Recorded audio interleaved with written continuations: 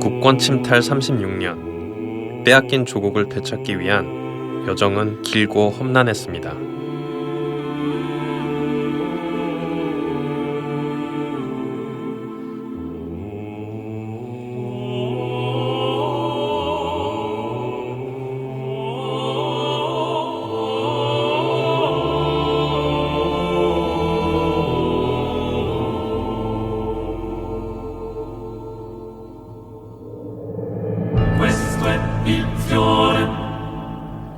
Questo è il fiore del partigiano, questo è il fiore, questo è il fiore del partigiano, questo è il fiore, questo è il fiore del partigiano, questo è il fiore, questo è il fiore del partigiano.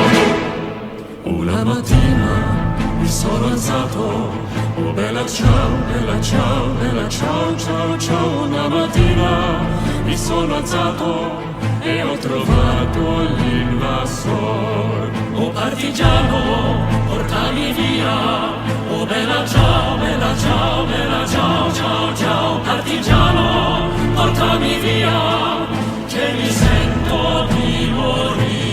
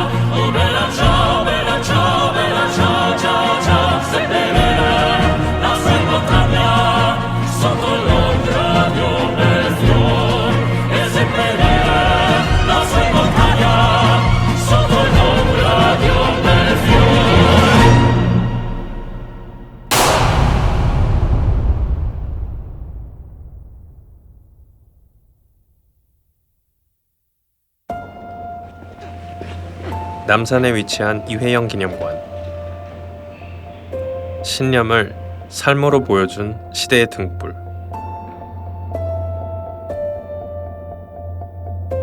우당 이회영은 신흥무관학교와 의열단을 통해 항일운동을 펼친 독립운동가입니다. 6형제 모두 건국훈장을 받은 독립운동가 집안이죠.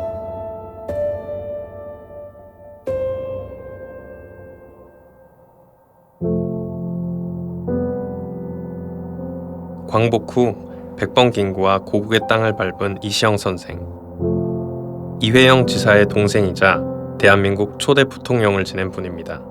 제 아버지 이름도 지어주셨다죠.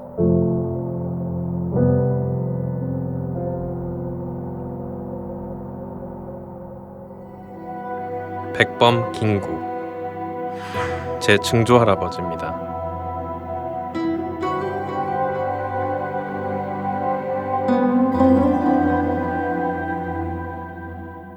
전 오늘 좀 특별한 여행을 떠나고자 합니다. 500년 수도, 서울의 수호신이던 산, 전국의 안부가 연기로 피어오르던 산. 그러나 지난 100년, 역사는 이 산을 지독하게 괴롭힙니다. 일제강점기, 한국전쟁, 민주화, 세계 10위 경제 대국에 이르기까지 폐허에서 우리가 이룬 성과는 그야말로 기적이라 불립니다. 그저 앞을 향해 질주하는 동안 잊혀진 시간, 잊혀진 공간이 있습니다. 그 중에 남산도 있습니다.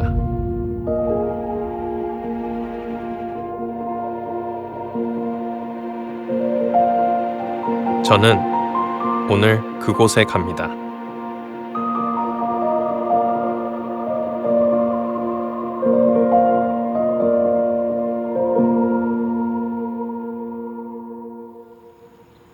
남산의 또 다른 이름은 목멱산. 그야말로 나무가 울창한 산이었답니다. 지금은 빽빽한 콘크리트 도시에서 한 줄기 휴식처가 되어주는 산입니다.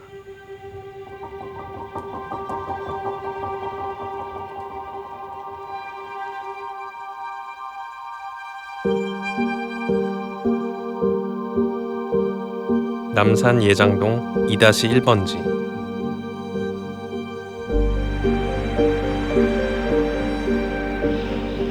(480년) 수령의 은행나무.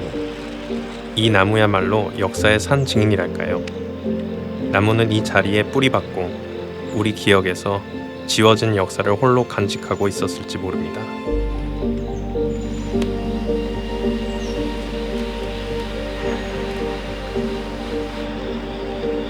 우리 역사에서 가장 치욕스러운 순간, 경술국치. 그러나 오랜 시간 그 현장이 어딘 줄도 모른 채 살았습니다. 나라를 잃었던 상처, 넘어진 곳에서 다시 일어나야 하는 거라면 바로 이곳을 기억해야 할 겁니다.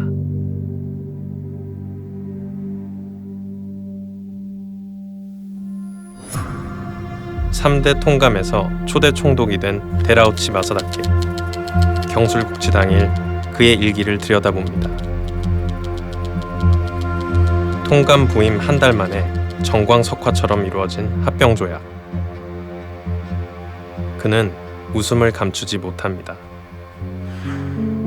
1910년 8월 22일 오후 4시 대한제국 내각총리 대신 이완용은 통감 관저를 찾아 한국 병합에 관한 조약에 조인했습니다. 이로써 대한제국은 국권을 완전히 상실하게 됩니다.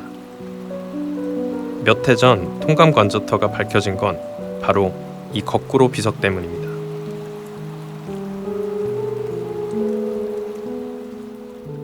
하야시 곤스케, 경술국치에 앞서 을사늑약을 체결시킨 인물. 일본은 당시 살아있는 그의 동상을 통감 관저 앞들에 세웠습니다. 그 동상 좌대가 바로 이곳에서 발견된 것입니다. 통감 관저에서 은밀하게 이루어진 조약 이후 나무는 이 땅의 주인 아닌 자들이 주인 행세하는 것을 오랫동안 지켜봐야 했습니다.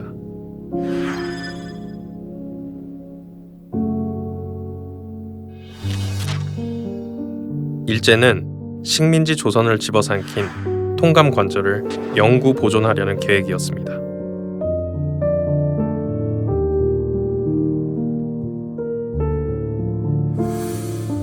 경복궁 뒤 새로운 통독 관저가 들어서자 구 관저는 역대 통감과 총독의 업적을 기리는 시점 기념관으로 다시 태어납니다.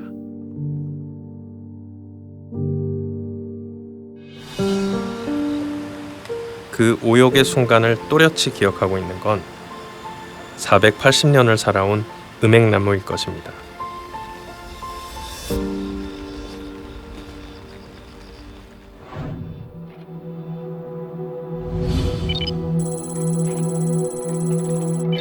통감 관저터에서 걸어서 5분 거리, 그곳이 바로 한국 통감부터입니다.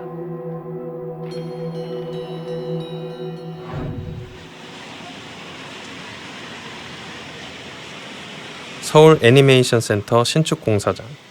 이곳은 바로 한국 통감부가 자리를 잡았던 곳입니다.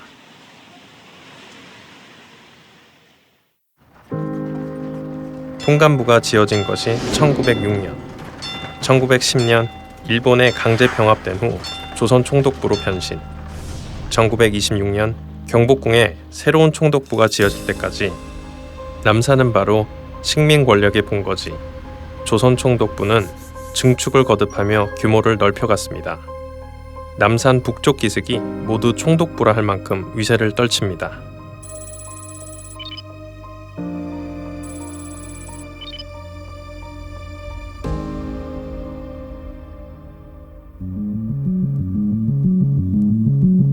총독부 인근에 신사가 자리를 잡았습니다. 내목신사라고도 불린 노기신사. 노기신사의 수호신 노기 마레스케. 우리에게는 군국주의의 화신이지만 일본에서는 군신으로 추앙받는 장군입니다.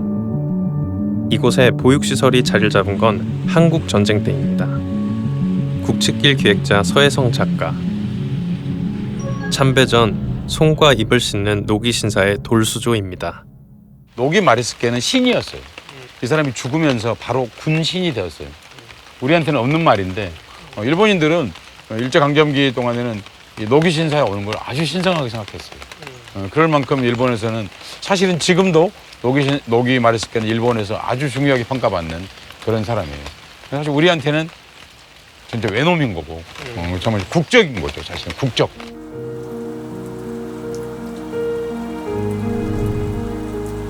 기억하지 않을 때 역사는 사라집니다. 옹벽 보강제가 된 노기 신사의 유구들처럼 말입니다. 나라를 빼앗겼다는 이유로 근대사 연구가 활발하지 못했던 이유이기도 합니다. 궁금해졌습니다. 일본의 신사는 왜 하필 남산에 자리를 잡았을까요? 이 노기 신사가 다른 데가 아니고 이곳 남산에 위치하게 된 이유가 따로 있나요? 그럼요. 조선시대 500년 동안은 남산 북쪽엔 집을 지을 수 없었어요. 왜냐면 왕궁을 이렇게 백성이 내려다보는 것은 옳지 않다. 그런데 일본인들은 바로 정반대로 조선을 지배한다고 하는 확고한 그 생각으로 남산 북쪽을 장악하기 시작한 거예요. 그리고 또 전국에 있는 봉수가 다 출발하는 곳이었어요. 봉화대가 출발하는 곳이었고, 그리고 나라에서 제사 지내는 곳이었어요. 그러니까 그곳에는 이제 일본의 신궁을 세운 거고, 우리 제사 지내던 것은 화물에서 없애고 신궁으로 가는 길을 냈어요. 그게 사실은 우리가 알고 있는 남산 순환도로라는 게 우리가 낸 게 아니에요. 일본인들이 신궁에 도달하게 하기 위해서 길을 3개를 냈는데, 이 길을 낼 적에 기획은 일본인이 했지만 일은 다 강제 동원된 한국인들이 했어요. 사진이 다 남아 있어요. 우리 조상들 생각하면 쓰라린 눈물의 길이다. 일제가 남산에 자리를 잡은 이후 남산의 순환은 해를 거듭할수록 더해갑니다. 일제는 이후 조선 신궁으로 이어지는 길을 동서로 따로 냈는데, 그 길은 오늘날 소파로와 소월로의 일부가 되었습니다.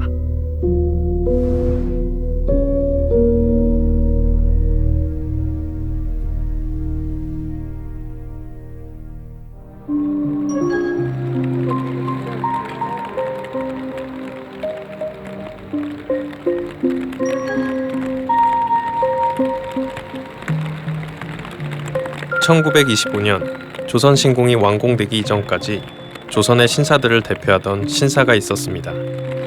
노기 신사 맞은편에 경성 신사입니다. 경성 신사의 행사에는 총독이 참석하곤 했답니다. 이곳에 서 보니 우리 역사의 한 페이지가 여전히 멈춰 있는 것 같다는 생각이 듭니다. 우리가 나라를 2000년 기록된 역사 2000년에서 국권을 완전히 상실한 건 1910년이 처음이에요. 근데 누군가 사실 지우려고 애를 썼어요. 일제 침략 기록을 지우려고. 그런 사람들이 있겠죠. 동시에 기록하려고 하는 사람도 있어야 되겠죠. 저는 그걸 기억투쟁이라고 부릅니다. 그 기억하는 것도 싸우는 거예요. 그렇게 기억함으로써 그 후대들이 자랑스러운 역사도 기록하지만 상처받은 역사도 기억함으로써 다시는 그런 일을 반복하지 않을 수 있는 고점이다 라고 생각해서 이 길을 기억하게 된 거죠. 경성신사터에서 정상 방향으로 10분 정도 걷다 보면 또 하나의 역사와 마주합니다. 한양공원비, 고종의 글씨로 알려져 있습니다. 1908년 남산기슭 30만 평을 무상 임대받은 일본인들의 공원입니다. 남산을 제멋대로 한 일본에 대한 분노였을까? 비석의 뒷면은 지워진 상태입니다.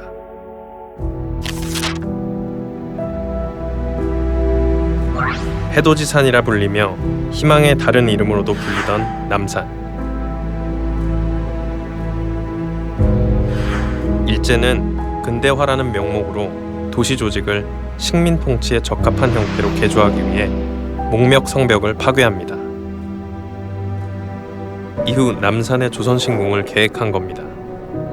조선신궁 후보지 평가에서 남산 한양공원이 가장 높은 점수를 받았기 때문입니다.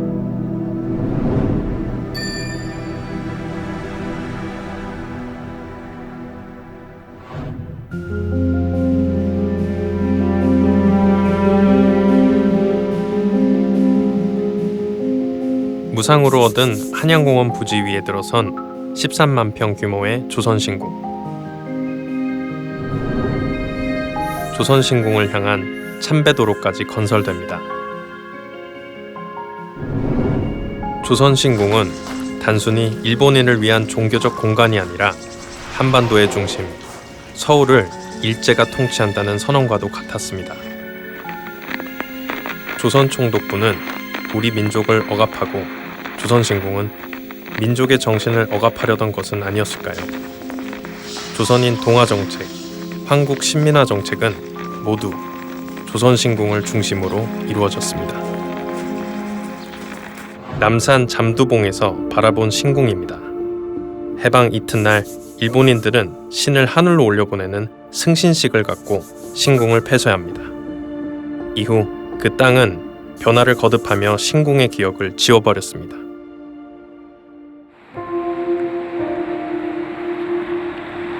일제시대 조선신궁으로 올라가는 정식 참배로 계단만 380단이었다고 합니다. 남산 전체를 조선신궁으로 볼 수 있을 정도였다는데요. 일본 소피아 대학 이현식 교수님을 만났습니다. 조선신궁의 주신은 일본의 건국신 아마테라스 오미카미와 메이지 일왕입니다. 태조 이성계가 나라의 안녕을 빌던 국사당을 허물고 보란듯이 그 자리에 들어선 조선신궁. 이 남산을 배경으로 이쪽에 배전터를 잡은 이유 중에 하나는 경복궁과의 관계가 제일 커요. 경복궁. 여기서 일자로 쭉 내려다 보이는 곳이 근정전, 경복궁 안에 근정전, 왕이 계신 곳이죠. 그러니까 왕을 하방으로 내려다볼 수 있는 곳이 여기인 거죠. 예. 높낮이를 이용해서 우리가 군림한다, 경관으로, 공간으로 보여주는 거죠. 조선신궁 참배를 위해 경성역까지 세단장합니다. 우리 조선의 입장에서는 그럼 이곳에 위치한 신궁이 좀 어떤 의미가 있었을까요? 이 조선신궁에 와서 절을 하라고 하는데 절을 안 한단 말이죠. 좀처럼 아무리 강요해도 조선 사람들이 그 절을 하는데 동의하지 않았었죠. 그러다 30년대로 넘어가면 분위기가 확 바뀝니다. 일단 1930년부터는 만주 침략을 시작하죠. 그러면서 31년도부터는 본격적으로 강제 동원을 하게 됩니다. 각 학교에서. 그래서 강제로 절을 시키게 되는 거죠. 신사참배에 강제 동원이 시작된 것도 조선신궁이 들어선 이후였습니다. 1937년 중일전쟁이 시작되자 매월 1일을 애국일로 정합니다. 참배는 물론 황국신민서사 제창, 근로봉사가 의무적으로 시행되던 때입니다. 명확하게 그 쓰임새를 알 수 없다는 조선신궁터의 방공호.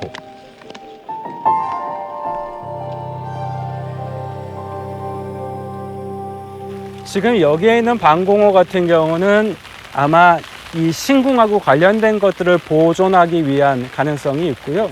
실제로 사람들이 대피하고 군량미를 저장한다든가 아니면은 비상 생활물자를 비축한다든가 하는 것들은 산이 있으면 산 기슭을 따라서 이 원을 그리면서 그런 방공호들이 만들어져요. 나중에 이제 1945년 8월에 일본 사람들이 패전을 하잖아요. 그 방공호에 들어가서 뭐가 있나 봤더니 그 당시 그 지역, 요 지역 사람들이 한 3개월에서 4개월 정도 먹을 수 있는 식량, 피복, 그리고 원단, 군복 같은 걸 만들기 위한 원단 같은 것들이 있었다고 하죠. 남산 총독부와 조선신궁을 배후 삼아 많은 일본인들이 자리를 잡았던 생활의 공간 회원동입니다.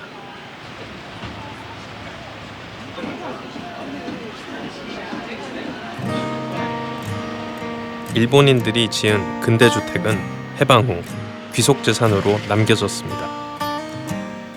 우리는 흔히 적의 재산, 적산이라고 부릅니다. 회원동 곳곳에 남아있는 적산 가옥에는 시대의 흔적이 묻어있는데요. 담벼락 땅굴 입구를 막았다는 동네 주민.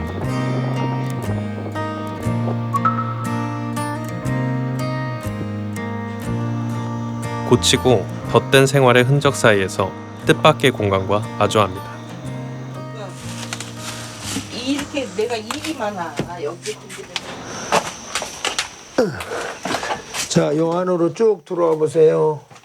이쪽으로 이게 연계되어 있던 건데 이제 그때 당시만 해도 이쪽이 전부 다 산이라 원래는 저 안까지 깊게 이게 굉장히 길었었어요, 이 안이. 그런데 이제 그 옆에 집이 측량하면서 이걸 막은 거예요. 여기 들어와서 이걸 보시면 알지만 여기는 이게 부릅구로 막은 거죠. 부릅구. 요즘에 이게 안 막았을 때는 저 안쪽 저 밑에 집까지 이게 같이 길게 뚫렸던 길이거든요. 이게 굴이. 1941년 태평양 전쟁을 앞두고 일본은 서울에 1만 개의 방공호를 만들겠다는 계획을 발표한 바 있습니다. 평범한 집 마당에 자리 잡은 인공 동굴은 그때의 흔적입니다. 지금 이 굴도 이게 가정집 안에 있는 거고 저 밑쪽으로 내려가면은 주방 안으로 들어가서 그 주방 안에서 이렇게 있어서 겉에서 보기에는 이런 굴이 있다고는 꿈에도 생각 못 하죠. 여기도 보시면 여기 지은 같은 걸로 찍어서 이렇게 다 조각조각 다 조금씩 떼어내서 이게 실어낸 흔적이 다 남아 있거든요. 이게 본인들이 팠겠어요? 전부 다 한국인들 끌어다가 강제적으로 다 이런 굴 이거 파고 이랬겠죠. 그러니까 한마디로 비참한 거죠. 한마디로 일본 사람들의 노예라고나 할까? 회원동 방공호가 얼마나 남아있는지 파악이 어렵습니다. 사유지이기 때문입니다.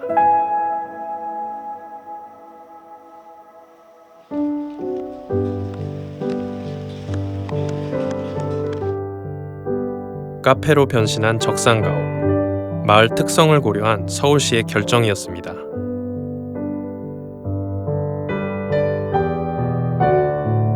과거의 흔적을 무조건 지울 게 아니라 유지하고 기억하면서 의미를 찾고 있는 중입니다.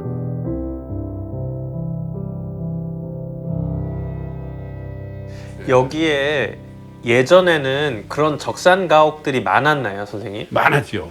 토지 조사부가 먼저 생기고, 예, 여기 이제 조선 총독부 임시 토지 조사국이라고 있잖아요.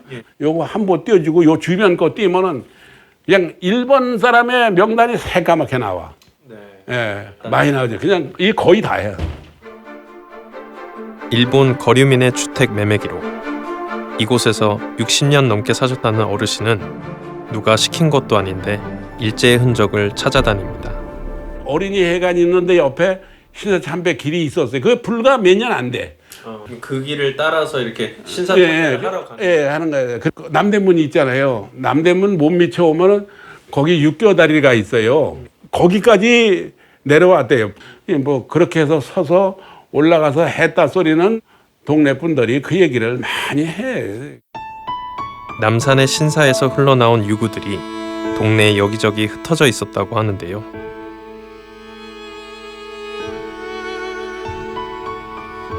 지금 선생님께서 자라오신 이 동네 그리고 이 남산이 어찌 보면 일제 침략의 상징이 있는 곳이잖아요. 상처도 있고 좀 어찌 보면 치욕스러운 곳이기도 한데 그런 것들이 후세들에게 어떻게 기억이 되길 바라세요? 뭐 영광의 역사든 뭐 불행의 역사든 간에 하여튼 역사는 역사고 우리가 알아야 되니까 늦었단 말이에요. 진작했어야 되는데 다 없어진 다음에 이제 시작을 해서 이나마라도 건져놓은 거예요. 예. 예, 이나마.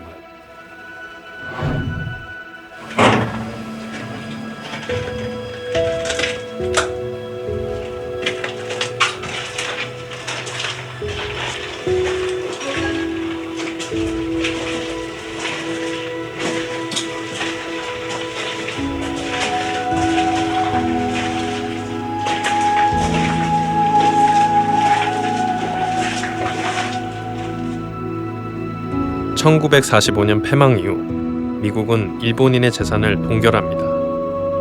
귀속 재산은 일본인의 식민 착취 결과물, 따라서 이 나라의 재건을 위해 활용되어야 할 재산이었습니다. 재증조부 백범은 적산가옥이 해방 후 돌아온 귀한 동포들에게 돌아가야 한다고 주장했습니다. 하지만 일명 적산가옥 쟁탈전, 해방 전 일본인에게 주택을 넘겨받았다는 거짓 서류들이 동원됩니다.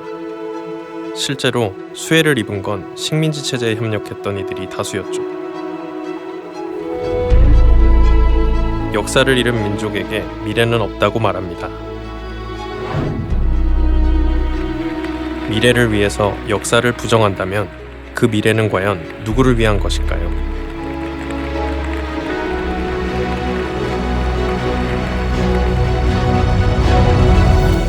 그래서 역사란 과거가 아닙니다. 현재 진행형입니다. 세월이 흘렀습니다. 시간은 더 흐르고 증언할 이들도 남아있지 않게 될 겁니다. 그렇다고 역사를 왜곡하려 들면 역사의 비극은 과거가 아니라 현재를 지배하게 된다는 것을 저는 오늘 남산에서 배웁니다. 부끄러운 역사가 아니라 아픈 역사입니다. 부끄러운 건 가해자의 몫이지 피해자의 것이 아니기 때문입니다.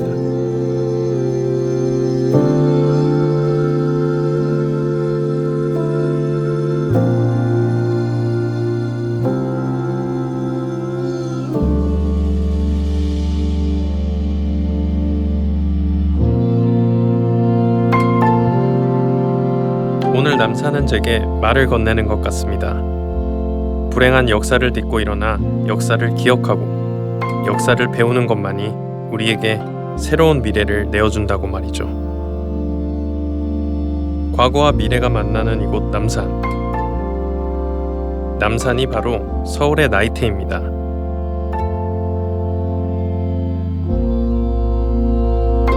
잊지 않겠습니다. 기억하고 기록하겠습니다.